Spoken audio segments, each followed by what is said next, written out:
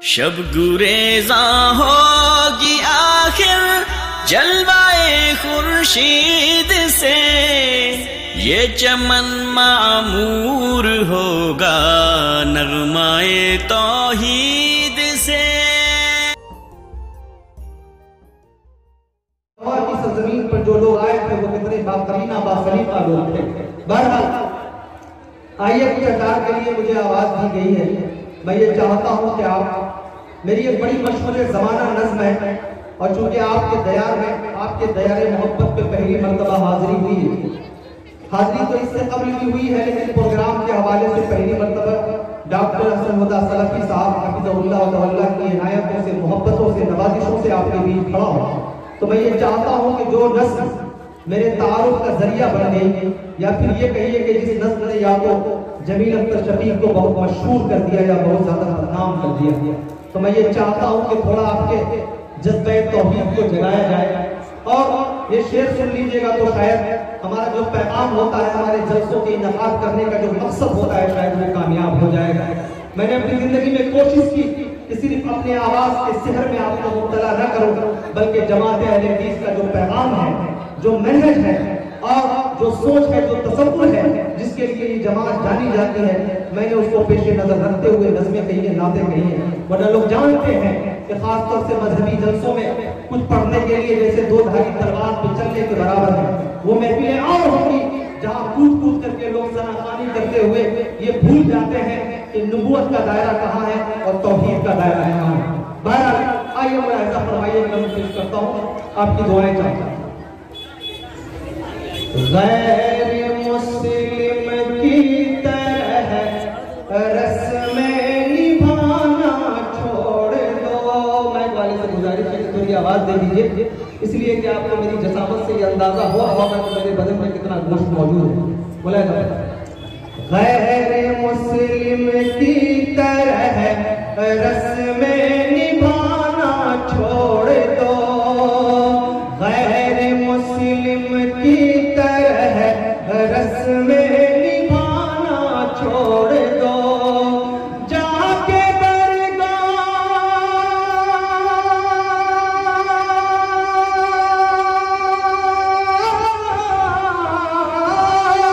जाके दरगाहों पे यूं मेला लगाना छोड़ दो, गैर मुस्लिम की तरह रस्में निभाना छोड़ दो। इत्तलान अर्ज ये है कि इतनी कुव्वत से पढ़ रहा हूँ, इत्तलान अर्ज ये है कि अभी मैंने अपने हलक से नीचे खाना नहीं उतारा है, तो आप ये अंदाजा लगा सकते हैं कि जब खाना खा करके आऊंगा तो फिर आवाज का क्या आलम होगा।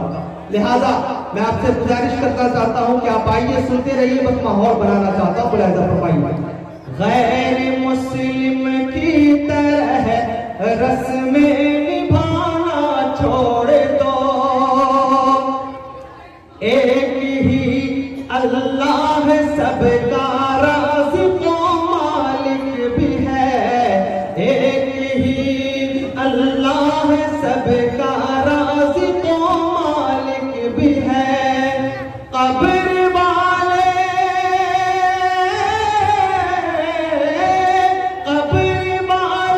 औलिया से लो लगाना छोड़ दो, गैर मुस्लिम की तरह रस्में निभाना छोड़ दो।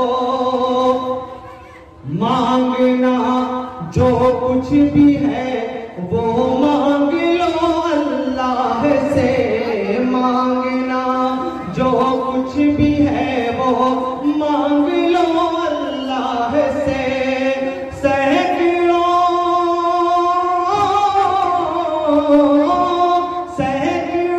कब्रों का तुम्हें चक्कर लगाना छोड़ दो, गैर मुस्लिम की तरह रस्में निभाना छोड़ दो। एक हदीस का टुकड़ा है, शायद अगर उसका तर्जुमा मैंने किया है इन दो किस्मों में तो आपकी दुआएं चाहता हूँ। गैर मुस्लिम की तरह रस्में निभाना छोड़ दो, हाथ में है दाहिने कुरान और बाएं हदीस,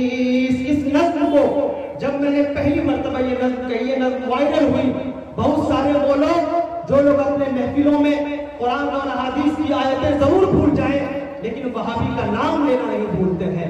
मुझे कभी कभी ये महसूस होता है कि शायद कहीं न कहीं खाने दिल में मोहब्बत का चराग रोशन है। मैं तो ये चाहता हूँ कि हमारे वो भाई आए और मैं उन्हें बढ़कर के कलेजे से लगाऊं। उन्होंने अल्हम्दुलिल्लाह ये कहिए कि नौजुबिल्लाह भी कह सकते हैं कि साहब जब ये नज़्म वायरल हुई तो उन्होंने कॉल करके हमारे बाल भाइयों ने ऐसी ऐसी गालियों से नवाजा कि शायद दुनिया की किसी डिक्शनरी में वैसे अल्फाज नहीं मिल पाएंगे। मैं उनकी गालियां सुनकर के चेहरे पे तबस्सुम आरास्ता किया रहा और दिली दिली खुश होता रहा कि साहब गालियां देना तुफान मक्का का काम था और गालियां सुनकर चेहरे पे तबस्सुम सजाना ये रसूलुल्लाह का काम था।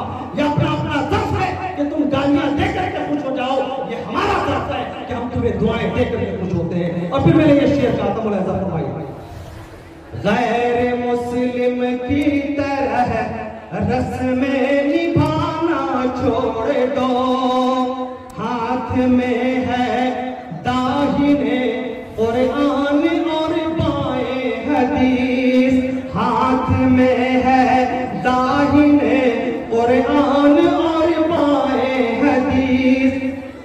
खाक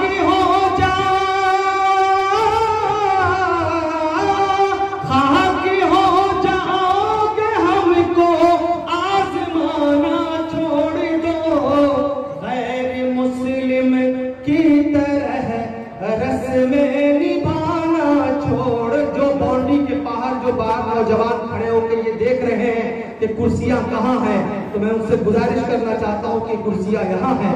अगर आप अपनी आंखों की बसारत को थोड़ा बढ़ा लीजिएगा तो आपको ये समझ में आ जाएगा कि आपके बैठने की जगह कहाँ पे है।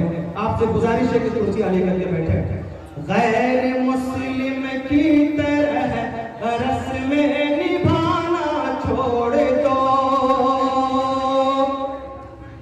अहले सुन्नत से नबी ने साफ खुल कर कह दिया, अहले सुन्नत से नबी ने साफ खुल कर कह दिया।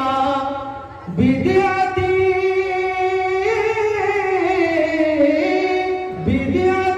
लोगों से तुम रिश्ता निभाना छोड़ दो, गैर मुस्लिम की तरह रस्में निभाना छोड़ दो। और एक शेर पढ़ता हूँ, कुछ तस्वीरें आपको ज़हन में इसलिए भी आ जाएंगी कि सोशल साइट पर बहुत सारे लोगों को आप देखते होंगे कि इल्लल्लाह की सदाएं ऐसे बुलंद करते हैं जैसे लगता है कि पता नहीं किस इलाके के और किस मनहूस इलाके का भूत उनके सहन पे सवार है। और जब वो झूमते रहते हैं और झूमते झूमते जब रक्स करने लगते हैं तो समझ में ये नहीं आता कि ये कौन सा इस्लाम पेश कर रहे हैं।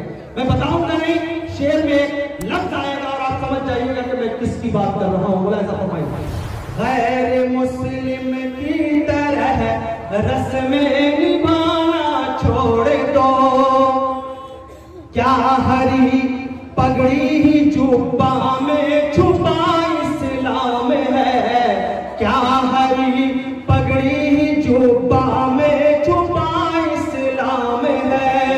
इस तरह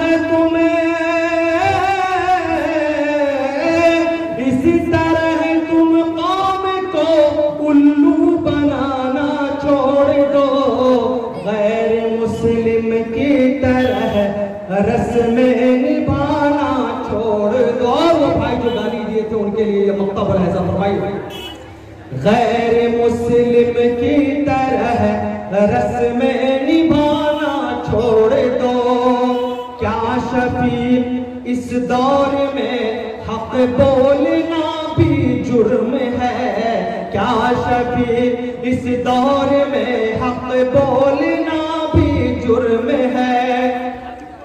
दो